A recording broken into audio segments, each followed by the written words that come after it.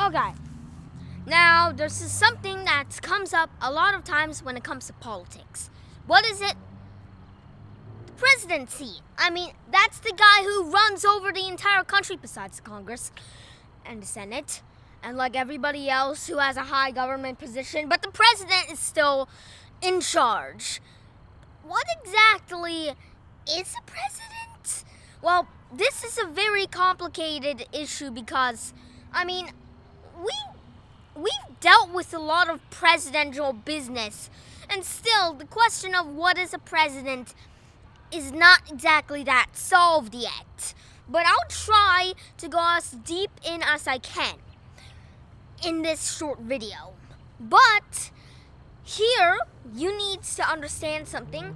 President is not complete power. That's what the news, the parades, all that makes it look like. But really, the president only gets to enforce the laws. He's also in charge of the military. But who exactly is going to take care of the treasury? Well, that would be the Secretary of the Treasury. Who's going to be like the Secretary of the War Department? Secretary of the War Department, yes, duh. So the president is not completely in charge. And remember how he enforces laws? Well, those laws can only be enforced if the law is passed. The president cannot pass laws.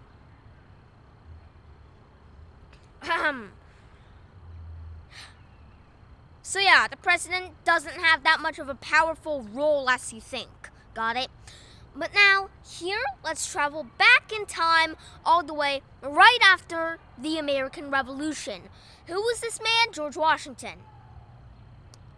I wonder where I heard that name from. The good thing he's not going to become president. Wait, he is? Okay.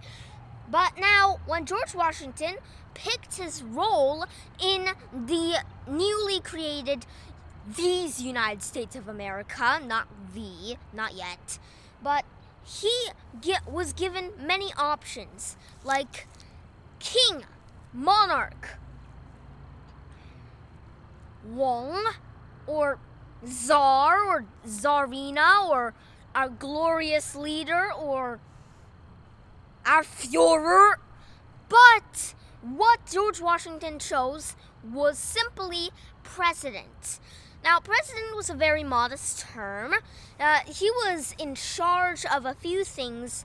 He could decide what was going on, but he could not make it happen. He could decide what was going to go on, but he could not oversee that it must go on. But here at this time, president was a very powerful role. Fast forward a few more years, a lot more years actually, and you come to Zachary Taylor. This guy, he's a psychopath. He was the vice president, and then when the former president died in office, Congress and the Senate and everybody else was like, oh my God, who's going to be the next president? And Zachary Taylor was like, everybody, I'm going to become president. No more questions.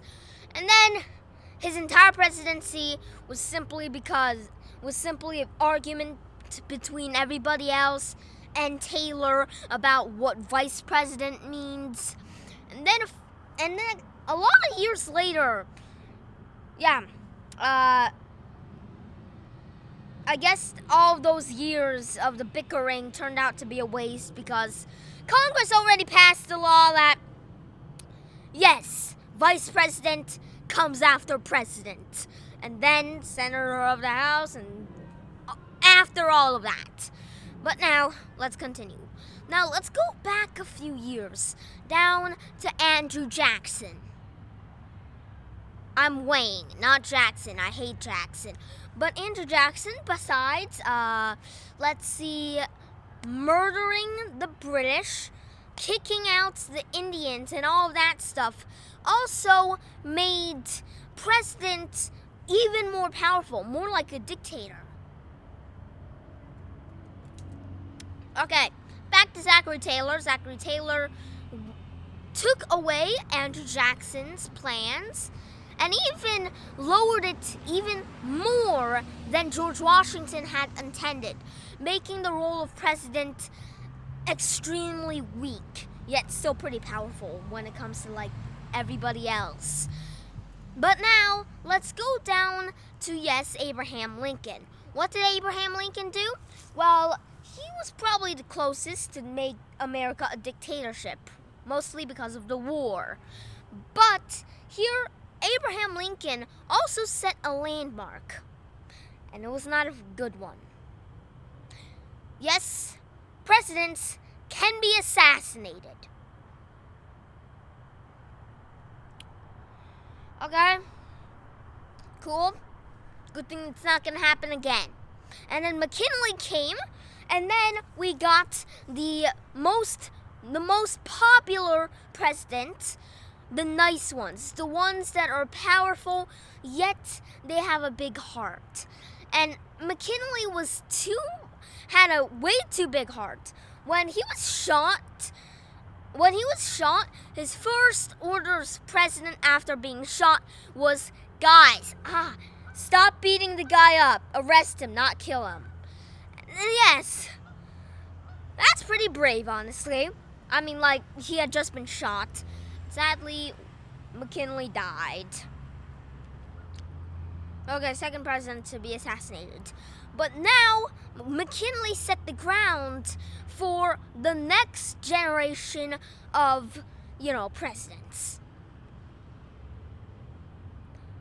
Besides Taft. Taft wasn't a good president. He was a okay president, but not that good. Okay, fast forward all the way to, Franklin Delano Roosevelt. Now, Franklin Roosevelt was different from all the other presidents at this time because, disabilities. And now this time he was the first president to create charity. So boom, add that to the list that presidents can do. Add that to the list that nobody else does. Yep, nobody else did that. But you probably know about the March of Dimes. And after his death, he got a very good promise, and that promise was, you're going to be remembered on the dime. And Delano Roosevelt was like, yes, good. As long as you don't put my face on it, then that's good. And then when he passed away, they put his face on the dime, so good things, bad things, I guess. Now, then we come down to our modern era where all the presidents are not that good. Well, yes, Barack Obama created medical insurance and all of that stuff, but still, none of them are living up to the dreams of Abraham Lincoln, George Washington, McKinley. McKinley was not that of a good president, but he was still kind. And of course, literally everybody else. Everybody else that did good things, not Woodrow Wilson. I know that he had a good college degree, but he was not a good president at all. Now, we are currently in the middle of a leadership crisis. Our chief, our leader, who we should be hailing to, he's taking some action. At the very least, he's taking some action, but not enough action to, lead a country. And here, in the next few years, when the election comes, you're going to need to understand what a president is, what a good president is, and what a bad president is. Because, you see, just because our old president was really bad doesn't mean that the next one will necessarily be better. And we just learned that. I say that Trump is a bit better than Biden, although Trump does not know how to speak English, and Biden does not know how to speak. So I guess Trump is a bit better. So hopefully next time we will understand what a president is, what makes a good one, and how we can use the president to make a better nation, but not kidnap him and force him to do all those stuff, because that should be fit for a Jackie Chan action movie.